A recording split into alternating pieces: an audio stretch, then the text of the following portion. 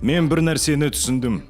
Өмірде тәуекелге баруға дайын болмасаң, ештеңеге қол жеткізе алмайды екенсің. Ештеңеге. Нельсон Мандела айтады, майдаланып өзіңе лайықты өмірден әлде қайда төмен өмір сүретін жерде өмір мен құштарлық болмайды. Әр адам өз өмірінде жоғары оқу орнына түсер кезде қандай мамандық таңдаймын, қай оқу орнына түсемін, әрі қарай қай бағытта қозғаламын деген үлкен қиыншылықтарға тап болады. Саған болашақта сенімділік болатындай жеңіл әрі тұрақты мамандық таңда деп айтатындардың көп болғанына сенімдімін. Бірақ мен бұл тұжырымдаманы түсіне алмаймын. Ешқандай затқа 100% сенімділікпен қарай алмаймыз. Сіз қандай мамандық таңдасаңыз да, барлық жерде жеңілістер мен жеңістер болады. Сол үшін таңдау жасағанда өзіңізге ұнаған саланы таңдаған жөн. Сізге сәтсіздіктерді қабылдап үйрену қажет. Әйтпесе кез келген салада ешқандай жетістіктерге жете алмайсыз. Талпыныс жасай беріңіз, әрекет етіңіз, бірақ ешқашан берілмеңіз. Бұл IQ тестіндегі тапсырма секілді. 9 нүктені қаламды қағаздан алмай, бір сызықпен қосу керек. Алайда бұл тапсырманы орындаудың жалғыз амалы нүктелердің шекарасынан шығу. Өзгеше ойлаудан қорықпаңыз, сәтсіздіктерден қорықпаңыз, армандаудан қорықпаңыз. Алайда мақсатсыз арманның жай ғана қиял екенін ұмытпаңыз. Өз карьерасында Реджи Джексон 7800 рет допты ұра алмаған.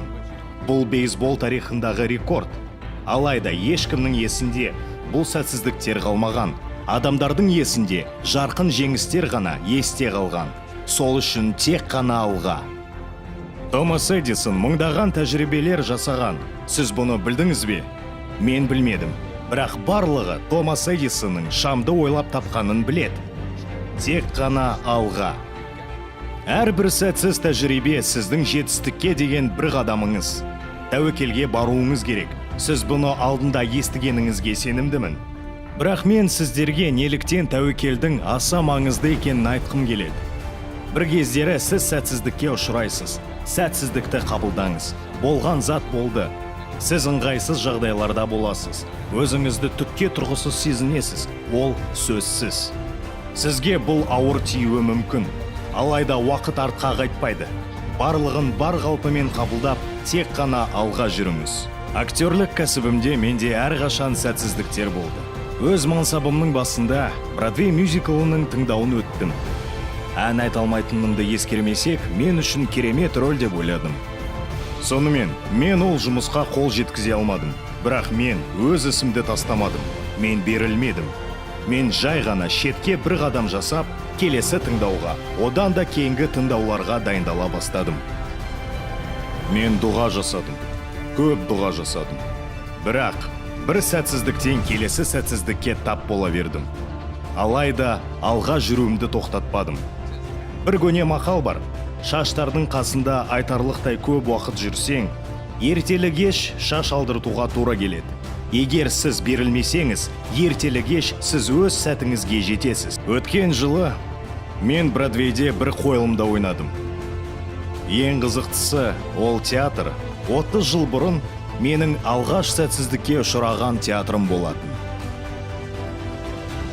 Сіздердің әрқайсыларыңыз ақылдысыздар, және де белгілі бір дағдыларыңыз бар. Бірақ сәтсіздікті жеңе алатындай күштеріңіз бар ма? Сәтсіздікке шыдай алмайтын болсаңыздар, армандаған шыңдарыңызға жетемін деп үміттенбей-ақ қойсаңыздар болады. Сіздерде ешқашан болмаған дүниеге қол жеткізу үшін ешқашан жасамаған әрекеттер жасауға дайын болу қажет. Елестетіңіздер, сіздер о дүниеге аттанып жатырсыздар.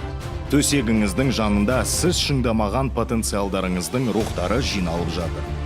Іске асырмаған идеяларыңыздың рухтары, қолданбаған таланттарыңыздың рухтары. Олар сіздің төсегіңіздің жанында тұр. Сізге ызалы, сізден көңілдері қалған. Олар сізге біздің келуіміздің себебі, сен бізді шыңдамадың. Сол үшін біз сенімен бірге өліп жатырмыз деп айтады. Енді сізге сұрақ. Сіздің уақытыңыз келгенде төсегіңіздің жанында қанша рух жиналады? Сәтсіздіктер жайлы соңғы айтарым, сәтсіздік қай бағытта жүріп бара жатқаныңды түсінудің ең жақсы амалы. Сіздің өмірлік жолыңыз ешқашанда түп-түзу болмайды. Мен Фордхэм университетінен өз жолымды бастадым. Сол жерде өзіме жүрек морфогенезі атты курс таңдадым. Мен бұл курстың атауын оқи алмайтын едім, айта да алмайтын едім. Әрине, ол курсты тапсыра да алмадым. Сол кезде заң факультетіне ауысамын деп шештім. Кейін журналистика факультеті, бірақ бәрі де зая болды. Менің бағаларым нашарлай берді. Менің орташа есептік көрсеткішім 1,8 балл болды. Менің университетім осының бәрін доғару керектігін айта бастады. Ол кезде жасым 20-да еді. Және де өмірімнің ең құлдыраған кезеңі еді. Бір күні 1975 жылдың 27 мамырында мен бұл күнді жақсы білем. Анама оның сұлулық салонында көмектесіп жүргенмін. Менің анамның Вернонда өз сұлулық салоны болатын. Сонымен сол салонда бір қарт әйел кісі болатын.